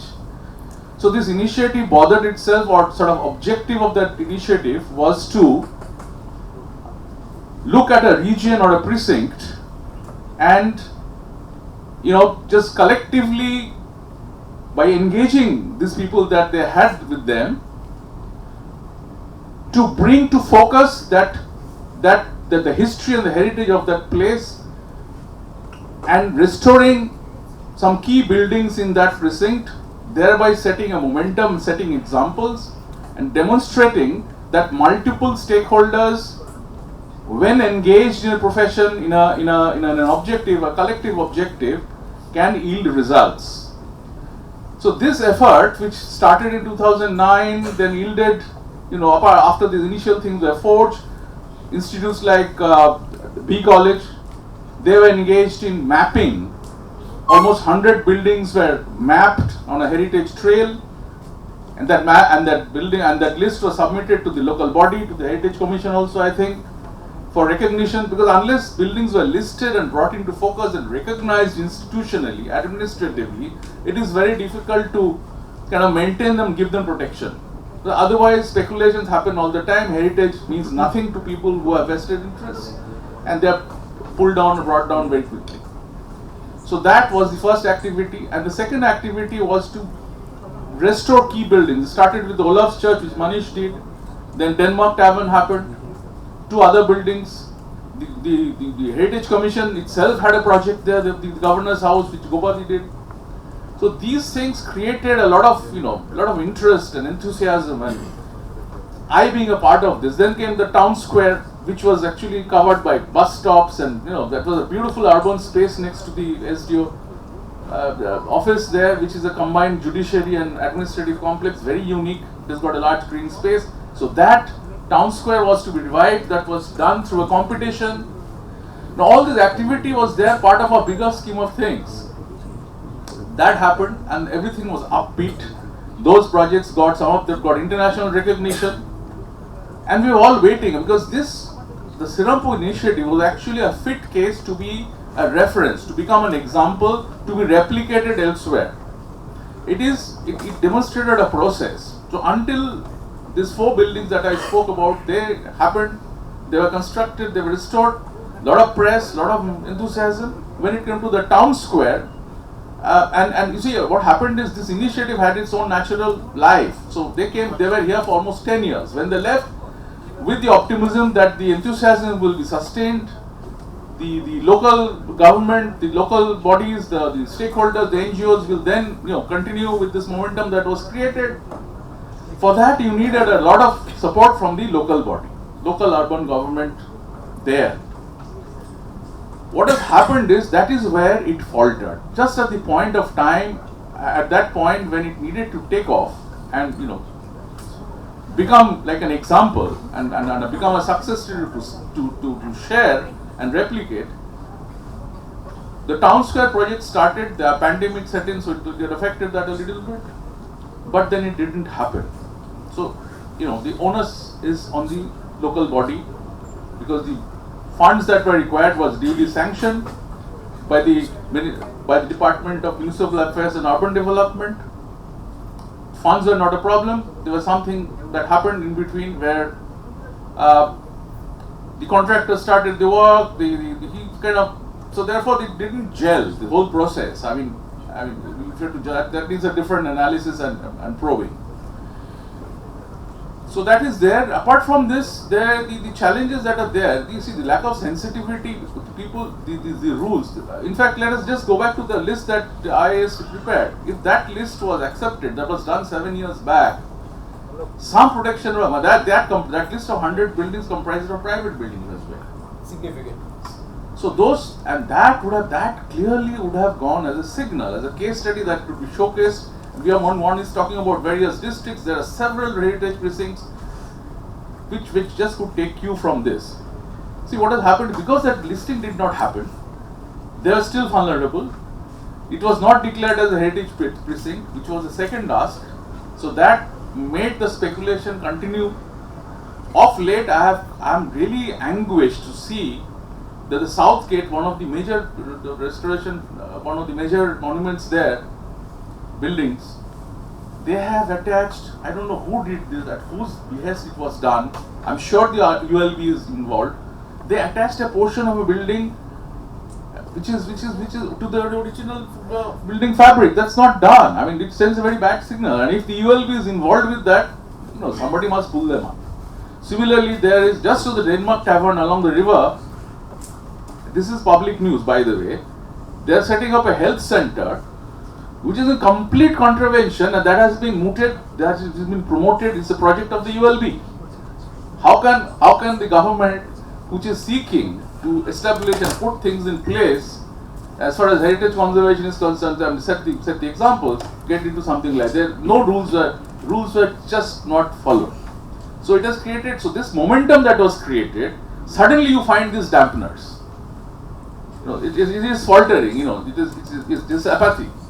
So, at various levels, this is a situation, and I think if one can address this and sensitize the governments at various levels, the ULBs in particular, because if you work at the district levels and town levels, they are the ones who are going to take it forward. I think we will have made some progress. Thank you, Ashish. Actually, the issue is one part is in Calcutta, and for government buildings, the empanelment and involvement of conservation architect can make a difference. But the issues are quite different in the smaller towns and district towns, where the issue of sensitization or the other kind of dynamics, which is sometimes very difficult to control. And in that case, we would request if Heritage Commission could take up these issues with the local bodies, particularly when these are very important state buildings and the international organizations. Later, we can just after this. Yeah. Because I think we are digressing. No, okay. We are discussing a specific question. Yeah. We all know we are facts of life would dilute your focus. Okay. Yeah. Of course, we are not sensitive. We are not discussing sensitivity. We are discussing engagement of conservation architects, plausibility thereof, modalities related thereto.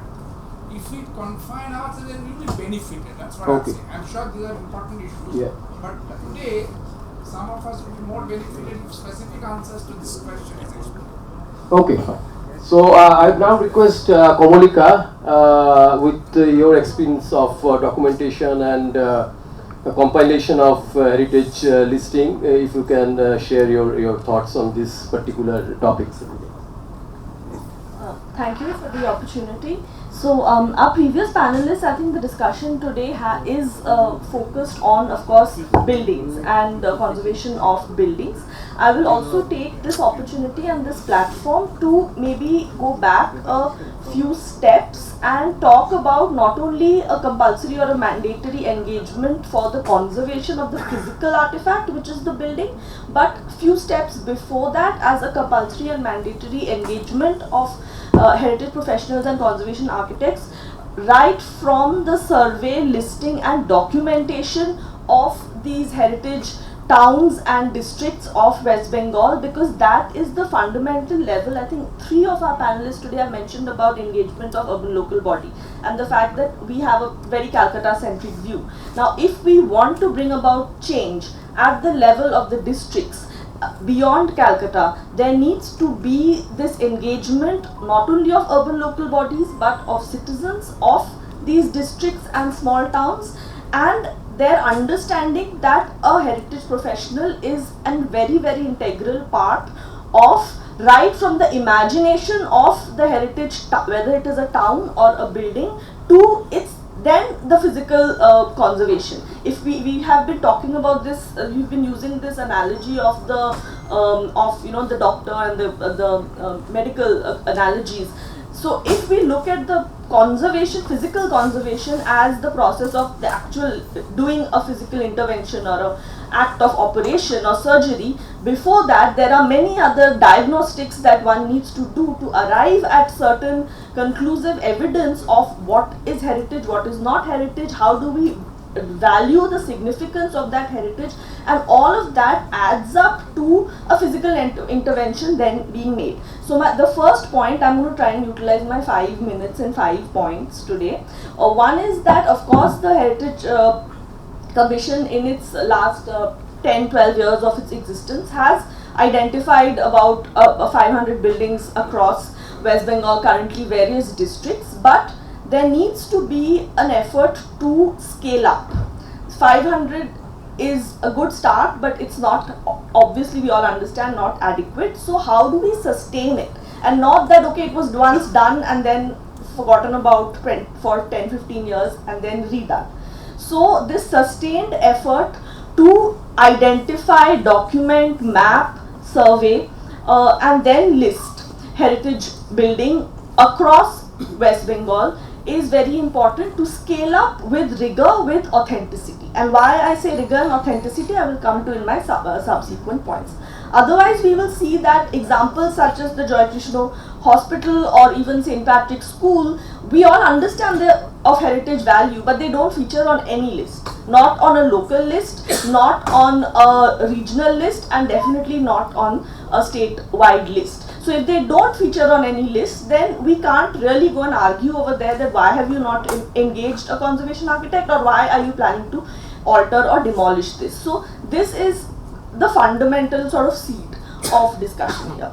The second is there is a significant conflict of jurisdictions which occurs. So what we see is that what the Heritage Commission enlists as heritage is of immense local significance. Something that, say, state protected monuments or state archaeology, or even at the city level, we tend to preserve the icons. But what the Heritage Commission list does, and that is very important I think, is it identifies things of value to local communities at that local neighborhood and individual, the regional scale. And this is something the other lists don't do. So it is important that these are the ones, because they are not protected, they are most prone to irreversible change, demolition, or just undervalued. And there are a lot of community stories, intangible culture associated with every district and every block and subdivision having its own kind of local heritage, which is of value to the local community. And it is therefore important to engage the local community, because I have seen that this kind of efforts to have either educational institutions or even individual consultants to map and survey these places without the local community or the local urban local body connect creates a sort of disjuncture. And if you talk to the locals, they say that no, this, even though this list is there on paper, we don't agree to it. We don't agree to it because we think some of our important sites were not included, or what has been included is not of that high a significance as something else. So this is where there needs to be therefore not only a compulsory engagement at the building level, I think, but a few steps before that, that will automatically ingrain a sensitization both within the community as well as within urban local bodies. My fourth point is that is the fact that we all say that it's important to engage local administration, but when local there's a loss of institutional memory. When one officer or a department, a group of people change, a lot of that material gets lost in translation. A lot of studies that were very good studies that were done in the past, nobody has access to it, nobody has knowledge of it, and many times we keep reinventing the wheel and doing the same thing again and again because those officers are either not there anymore or that information is not there. So while we must engage the local administration, how do we ensure this continuity of the knowledge and build upon the work that has been done in the last few decades? And finally, I'll conclude with the idea of not only this cherry picking of only the listed heritage, but a parallel effort of developing these development control guidelines, architectural guidelines. How do you intervene in precincts around the monument, whether it's an individual monument or a listed building of any kind, even if it's not a monument, because otherwise mostly, especially when we go to the districts, we see that everything around it has changed and that listed building is kind of standing like a sore thumb in the context that it sits in. And this is another place where I think we should use the collective professional knowledge and tie it with local rules and regulations regarding land use, planning, etc., to have a very systemic and paradigm shift in this policy making and thinking for heritage buildings and conservation. Thank you. Thank you, Kamalika. Now we would invite the opinion from the audience. I would now first request Mr. Alapan Bandopadhyay to kindly share his thoughts. Since this workshop was particularly solicited by us, I would like to orient, if I may use the word, the thoughts of us. First, it is not a business of listing. We know there are huge problems of listing. It's not a question of associating the local government, district government. We know there are issues. You are a board of doctors. We asked you a specific question. We request you kindly to enlighten us about that specific question today. In that sense, I ask, should we then, of course, district administration should be involved. Of course, memories get lost with bureaucratic changes and reshuffles. But these are very generic observations, not really relevant for today's workshop. Of course, Rampur, the local body, should not have done what they have done. I have personally spoken to the district magistrate. Of course, overseas soft diplomatic interventions of overseas governments should be adequately supplemented by local initiative. That was not today's question, as we have solicited from IIA. As solicitor, as beggar of answers, I rather appreciate what Manish Chakraborti was saying, and if we may go back to that question, should we then issue as he was suggesting, an advisory. To the extent Partha Ranjan was saying PW engineers should be trained, obviously they should be trained. That could be a separate thing. Obviously PW should be more sensitive. Who denies? Obviously Sanghamitra Devi, anachronistic interventions and interjection should not be there. Obviously in High Court and other such places we should be more sensitive. But the begging question was, since those are long-term, medium-term, cultural, technical issues, could a kind of advisory, mandatory or not, circular or letter saying that you engage conservation architect, be a quick medicine for forestalling, for preventing such disasters. If there is a trained architect is tagged to a work in High Court, maybe he could be telling the judges who could be the clients or the PWD or the executors, hey, don't do this. I was going to the medicine part. Should this medicine be applied? That was the question. That there are ailments, many bacteria and virus and all those things in the ecosystem. Is this medicine required? Manish Chakraborti specifically suggested a medicine, and I stopped there. Should we issue an advisory? Could IA draft the advisory with annexurized guidelines, which Manish Chakraborti said they could possibly draft? Could we then place it to Heritage Commission for one intermediate, short-term medicine-like method in the absence of an expectation to get all other solutions immediately on table? We know we can't solve everything, but could this go another step ahead in this piecemeal, short-term manner that I asked this question? In sum, would you kindly give a draft advisory or guideline with annexurized details? If IIA gives us, that will have additional sanctified status. Hence, we seek this. Additionally, what I said, since the composition of the West Bengal Heritage Commission constitutes most of the government bodies, therefore it has a legitimacy and it has within its purview and rights. I say it should be not only for public buildings but also for private. Yes. Not only for listed heritage buildings but also there the local initiative will be combined. Yes. Local ULBs could feet to engage a conservation architects whenever they think that this is of local heritage value. Then the local initiative issue also gets considered. Yeah. I'll be the devil's advocate here. Suppose we issue the advisory and say to all the 23 or 24 districts of West Bengal, and let's say they have about several hundred buildings to restore and they start looking for conservation architects. We do not have more than 6 qualified conservation architects in West Bengal. Therefore, we have to strengthen this training system. We have to train architects who are interested in heritage conservation. Heritage conservation is one subject where an architect cannot take up 20 jobs like a normal building. Doing a normal building, we can take up any, but when you do a conservation job, it has to be 1 or 2, not more than that.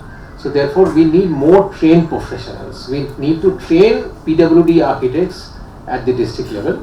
I'm not saying don't train. I'm saying could we ask about 150 local bodies not to sanction a building plan or a ward before satisfying themselves, maybe through the Heritage Commission and with the General Association of a conservation architect, like Uttarpara, like Denmark, this thing, the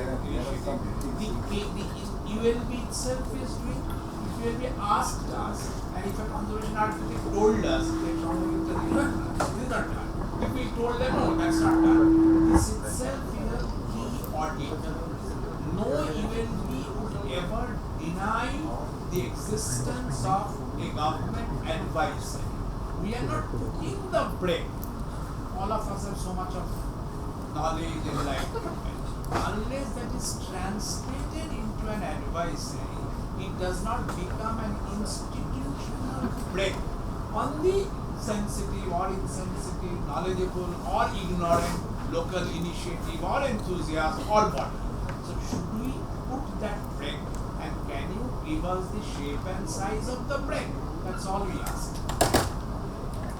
Question that advisory, he says that advisory means mandatory. So I want to understand this process between advisory and mandatory. Advisory is not mandatory, but advisory has its own very deep value. Mandatory ইচ্ছে করেই করতে চাইছে না, কারণ অতটা হয়তো শক্তি এখনই নেই. A mere advisory also has, let's say, 50% value. Will that be affected? That will be often effective. Violations will often be inviting social audit, media audit, and our own more proactive services. That's all that I say. I'm not saying this medicine cures you of death. I'm saying it is anti-aging capsule. Other panelists, if they want to respond. I completely agree with this as an intermediate measure, but parallelly, sir, we need to also, celebrate the success stories. That will, while we talk about all the negatives, one could think of some creative measures which are also short term, can be very immediately achieved, like creating a documentary on the achievements of the Heritage Commission, doing a travelling exhibition to sensitize the districts, and things like that, which can be done parallelly. I'm telling you, in fact, we need people like you to celebrate that. In Kujbihar and Navadvip, LUDCP has been done. The land use plan is in place. Building by building, there is unanimity of local body, development and planning authority and government. That is being documented. A lady like Kamalika is personally documenting. In her speech, apart from advertising that, she has identified all the other lacunae. So unless your table is also... No, of course, we are here to celebrate, sir. How will it happen? See, capacity building is a long-term affair, but it needs to start somewhere.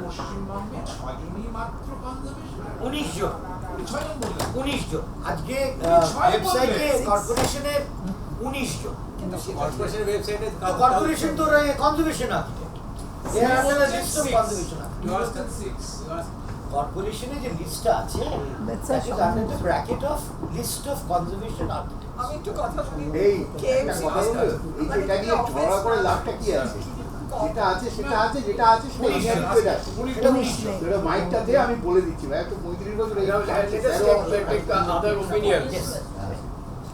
Don't discuss yourselves. First of all বলছি যে এটা 1992 এর বাংলায় বলছি কারণ সবাই বাংলা বোঝে 35 years I have been in corporation work. I retired last a few months back in the month of April after my exchange. It was historically my last day last year. And then for another 6, 7, 8 months I worked over there, then I left. I worked with sir also, Mr. Alapan Bandopadhyay sir. He was my commissioner. We have taken 3 to 4 projects. In his time we have done a wonder job, which has been done in a record time, 6 months, the council chamber which has been rejuvenated.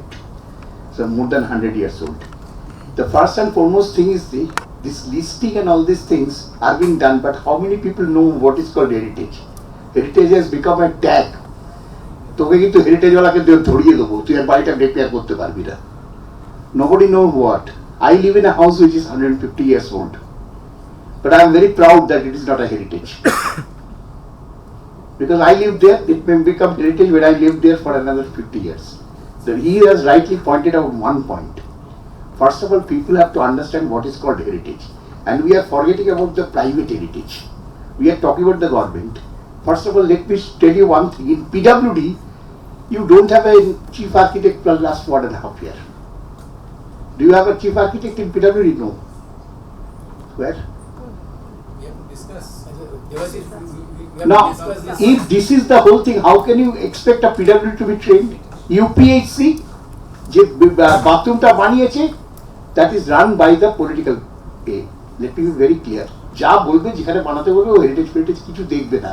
First of all অ্যাওয়ারনেসটা আনতে হবে in between this people যারা এখানে কাজ করছো। The people who are working over there do not know what is called heritage, what is the gradation, what is class 1, why it is grade 1. Let us take other questions, Mr. Okay, if there anything, please. Mr. Mr. Kapoor, coming to the point of this topic of today's discussion, if you have any... My point is exactly what Manish and Mr. Bandopadhyay mentioned. We definitely need, whether they are 6 or 19, we need probably 100 conservation architects, at least, who, if they want to cover all the districts of West Bengal. And what is most important, again, as Manish had mentioned, at least a short-term training capsules, a certificate from an institution or a university or whatever, which gives them, say, 3 months, 6 months, whatever it is, that details can be worked out, which will allow them and which will be recognized by the Heritage Commission or the West Bengal or other the KMC as necessary for conservation architect's criteria.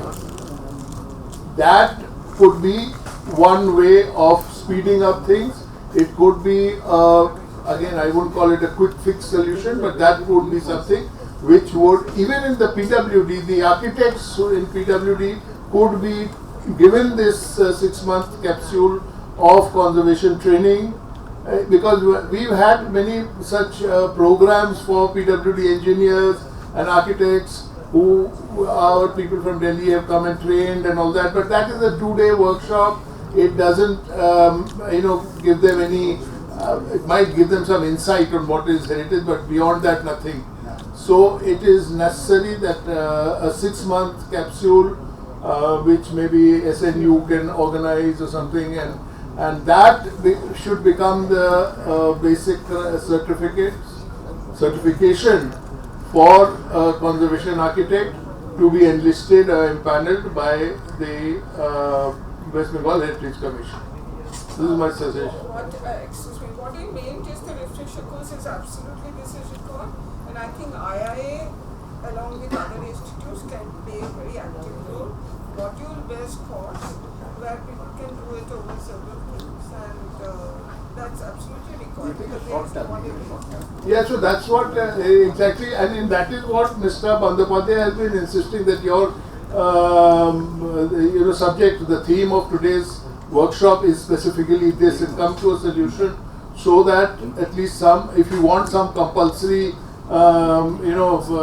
this thing, compulsion in this having conservation architects empaneled, it will only be possible if there are sufficient numbers. I don't think a quick fix will do it. Yeah. No, it has to be something. No, a quick fix means 6 months training.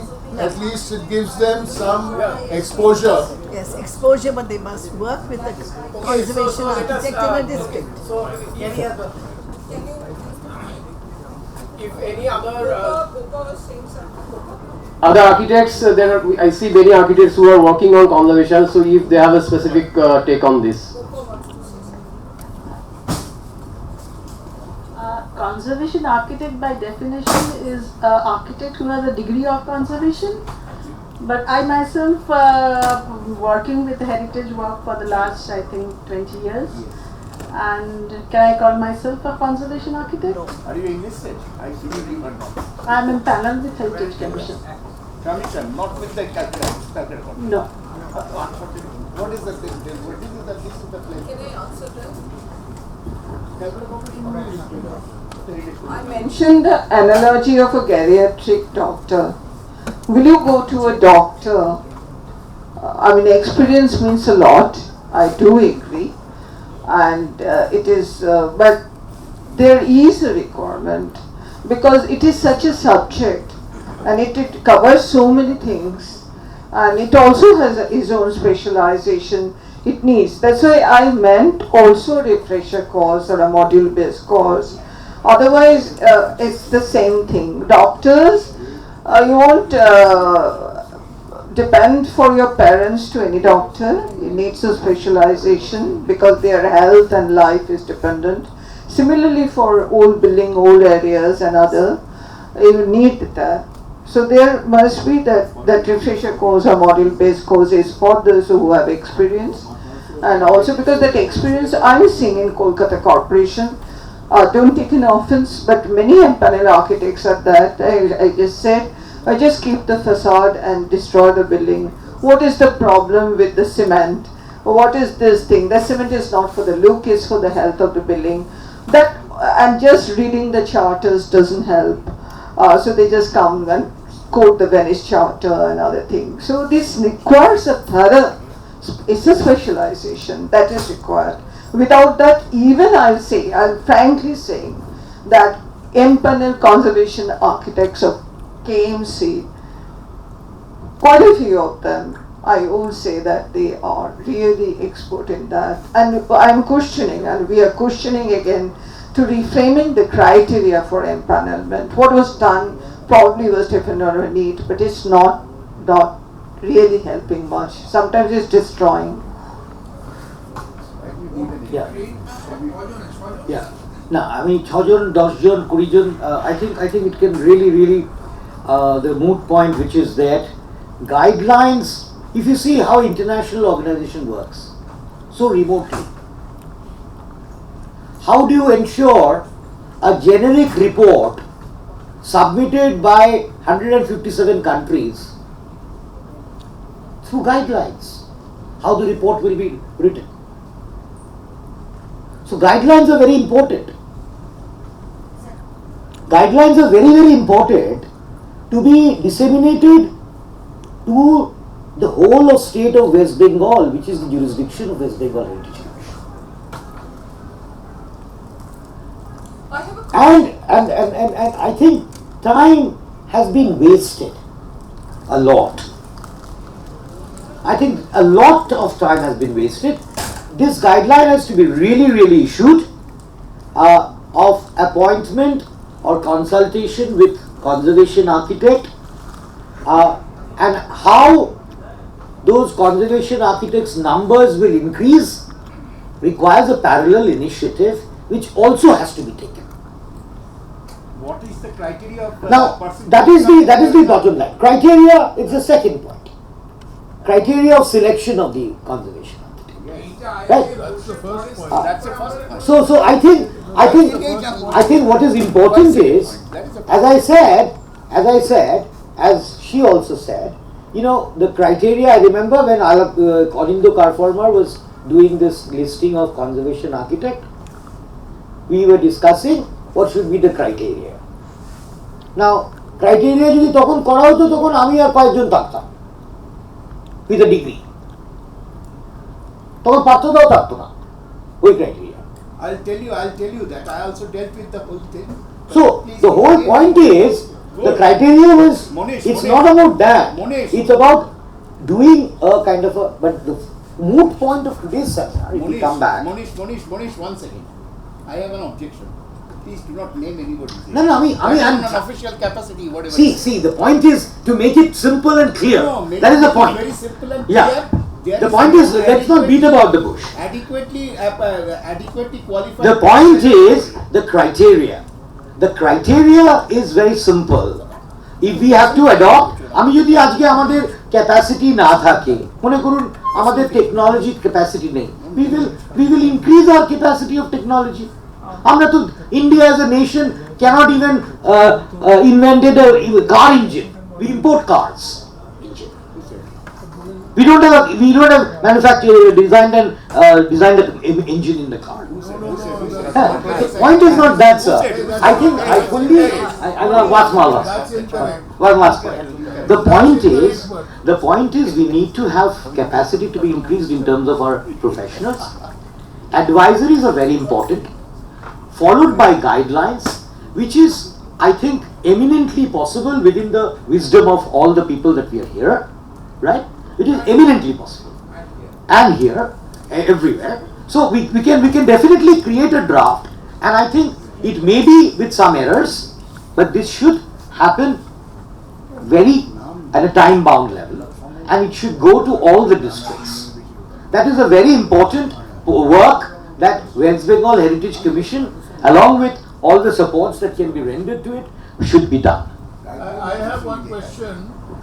This is to do with architects, conservation architects who are not based in Calcutta, but who want to practice here, do they have to get empaneled also? No. That is what exactly whatever we have done. Then how do they can come exactly. How do they get? Why you talk about conservation architects? Other architects like Charles Kuria, B.B. Doshi, they have worked. They don't have conservation. So that's but why I lifted it up. In KMC you require empanelment. Yes. Sir. Absolutely. At my time I lifted him. You did, but at the moment you require empanelment. A conservation architect who is practicing in Delhi, he's not going to come to Calcutta to get empaneled. Yeah, they will come. Then what will happen? But he is a qualified conservation architect. Why do we have this straight jacket that you have to be empaneled with KMC? Why? KMC has several things which No. need to be done. Yeah. I'm talking about KMC at the moment. That is not the question. We are today, I understood your answer. For today, we are agnostic of KMC's empaneled list. For today, we are merely saying all building plan sanctioning authorities are advised to ensure that a conservation architect is preferably engaged when you are dealing with the issue of some sanctioning some work with regard to enlisted heritage visits. Full stop. Second sentence, even if not enlisted, but if your ULB thinks এই বাড়িটার architectural or historical significance আছে, you will be well advised to engage a conservation architect. Sir, one question. Will there be a list of architects from whom they can choose? No. Then how will they decide whether this guy is a conservation architect or not?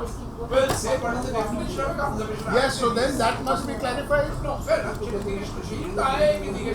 Conservation architect or definition আছে? Qualification and experience. So whosoever is bona fide declaring himself to be a conservation architect, Mr. Kapoor, like a doctor says, I'm a doctor, will be a conservation architect. We are not saying much. Yes. We are merely streamlining. That is acceptable. Fine. You ULBs, you are Navadip or Kuchbihar, you are so enthused about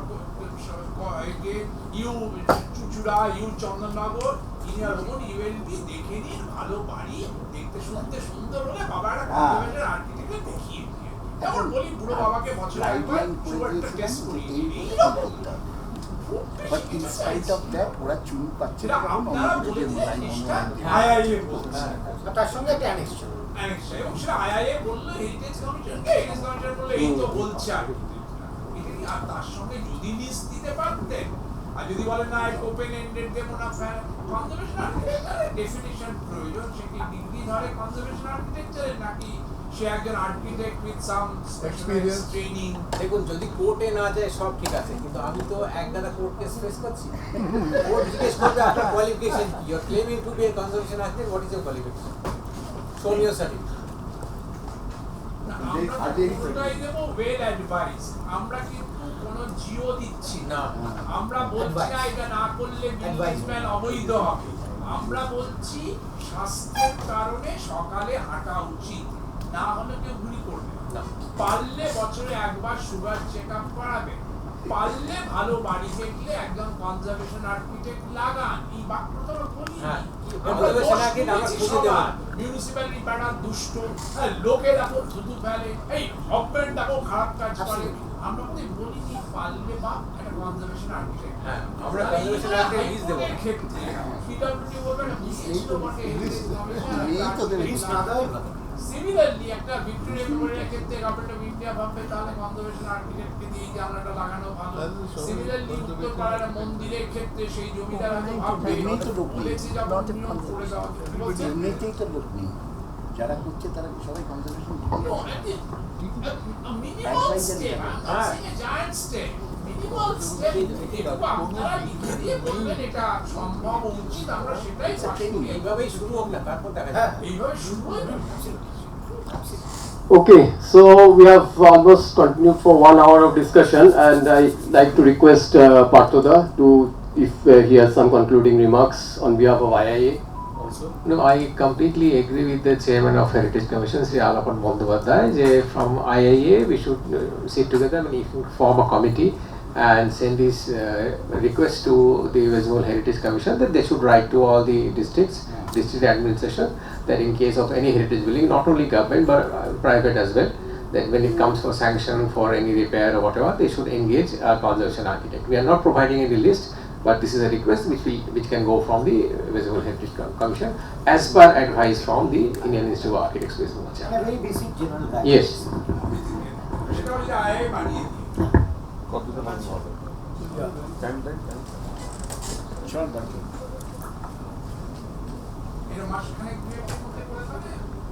general body যদি পাশ করিয়ে দেওয়া যায় তাহলে legitimacy আরো বেড়ে যায় যে তাড়াতাড়ি হলে তো আরো ভালো ম্যাডাম মানে আউটার লিমিটেড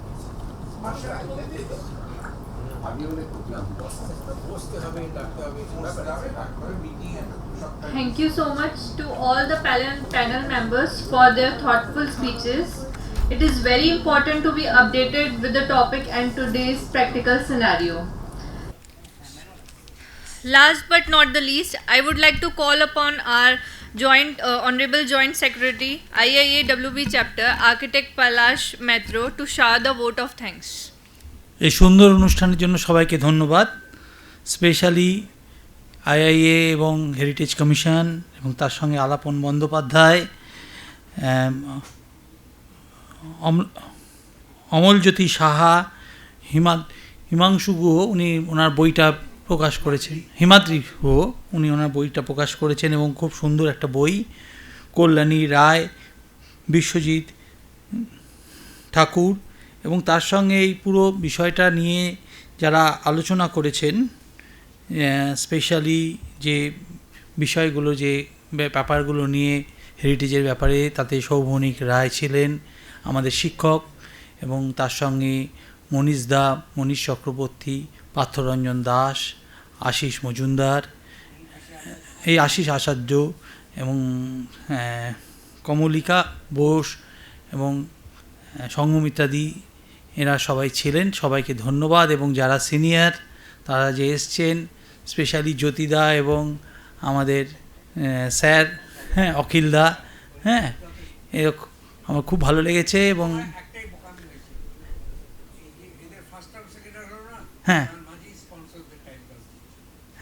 সেটা হতে পারে, ঠিক আছে, আমরা ভবিষ্যতে করব এবং আইআই বিল্ডিংয়ে করব। আর আমি আর অসংখ্য ধন্যবাদ জানাই যিনি অ্যাঙ্কার করেছেন। ম্যাডাম, আপনার নামটা? অপেক্ষা, ওনাকেও জানাই এবং সবাইকে, এবং সবাই ভালো থাকবেন এবং ভবিষ্যতে আমরা আরও অনেক ধরনের প্রোগ্রাম করব, এটাই আমরা আশা করি। Thank you.